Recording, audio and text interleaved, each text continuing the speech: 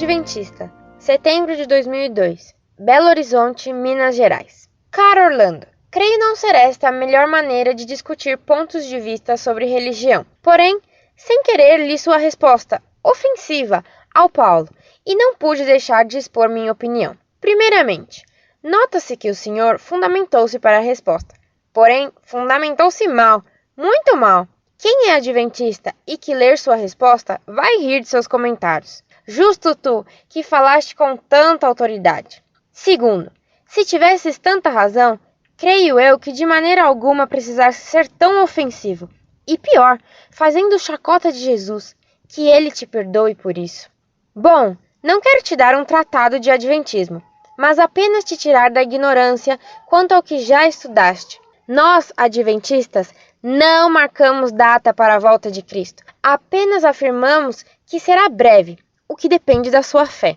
O que você disse de correto é que já foi marcada no passado uma data, para cumprir uma profecia de São João, onde diz que esse engano não seria amargo. Porém, acredito que quanto a isso, não deves ter entendimento, não é? Uma coisa que me intriga é o seguinte: em quem vocês católicos acreditam? Porque na Bíblia que não é, ou pelo menos não só nela. Quem orienta vocês quanto à suposta Virgem Maria? A Bíblia que não é.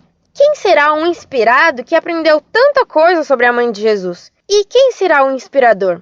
Vou lhe repetir o que disseste ao Paulo. Você já ouviu dizer quem é o pai da mentira? Espero que não te ofendas, pois não chego nem perto de sua agressividade. Sabe, antes de falar mal com tanta autoridade de outros, é mais prudente que se olhe no espelho, faça alguma reflexão acerca do que crês. Que outro livro que não seja a Bíblia é inspirado por Deus, na opinião dos católicos?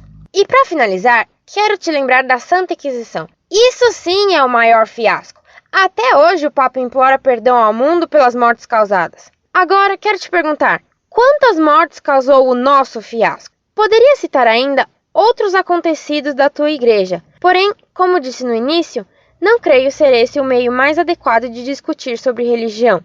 Somente espero que divulgues minha opinião, assim como fizeste com a tua.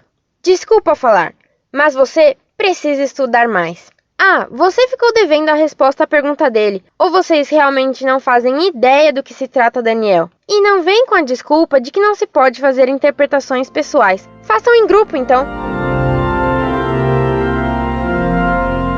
Prezada Salve Maria, sua carta contém vários pontos puramente subjetivos. Você me diz que respondi ofensivamente a um tal de Paulo. Minha cara, uma polêmica é uma forma de duelo. Normalmente deixo o adversário escolher as armas. Caso ele discuta educadamente, respondo no mesmo tom. Caso ele seja ofensivo, devolvo-lhe golpe por golpe. Já tratei desse tema em outras cartas. Prefiro o duelo a florete por ser mais elegante e fino. Mas, se meu adversário me ataca com tacape, sou constrangido a usar tacape, à la guerre comme à la guerre.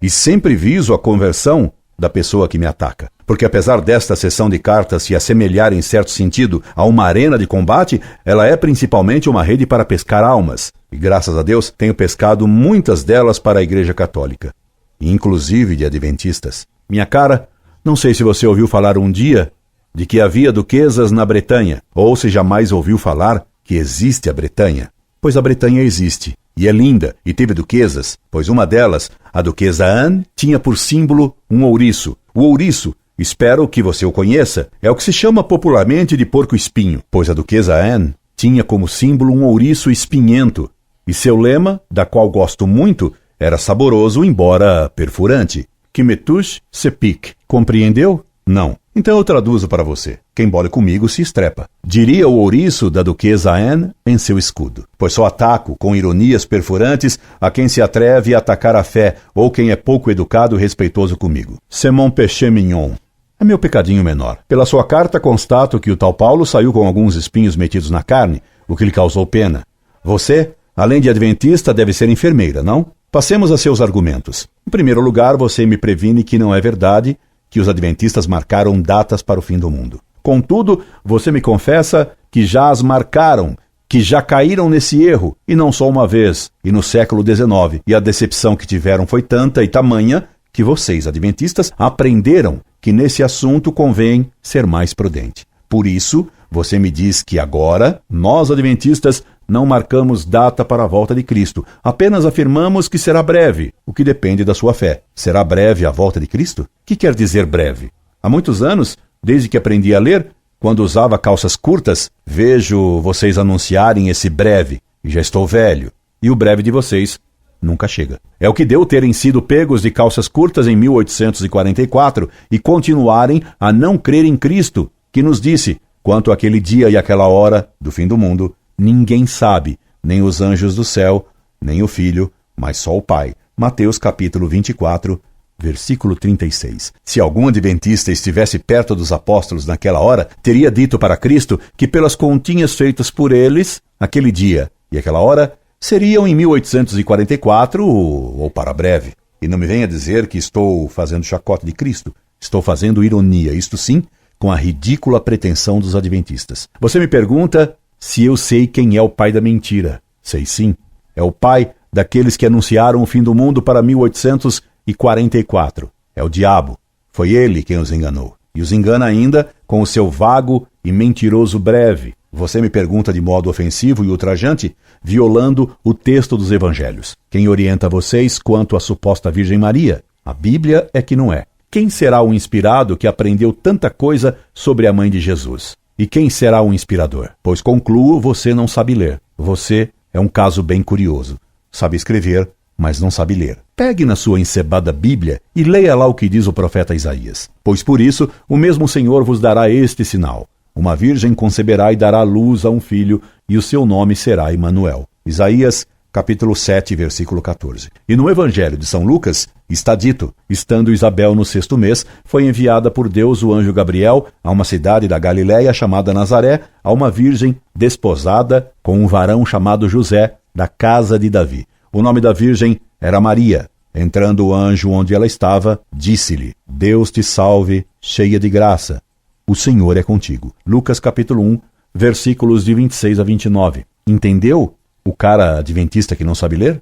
Uma virgem daria luz ao Messias, Emanuel, Deus conosco. O nome da virgem era Maria. E vocês, adventistas, em vez de louvar e respeitar a mãe de Deus, preferiram louvar, admirar e seguir a falsa profetisa Ellen White, da qual a Bíblia não diz nada. Sobre as mortes pela Inquisição, você repete as calúnias que os inimigos de Deus e da Igreja trombeteiam por aí. Veja o que diz um autor defensor dos cátaros hereges contra os quais foi fundada a Inquisição medieval. Afastemos imediatamente a imagem de Epinal de um país totalmente submisso ao horror de uma repressão cega, com cortejos de cátaros, perfeitos, perfeitas ou simples crentes, abandonados em massa à tortura, às fogueiras ou pelo menos ao calabouço perpétuo.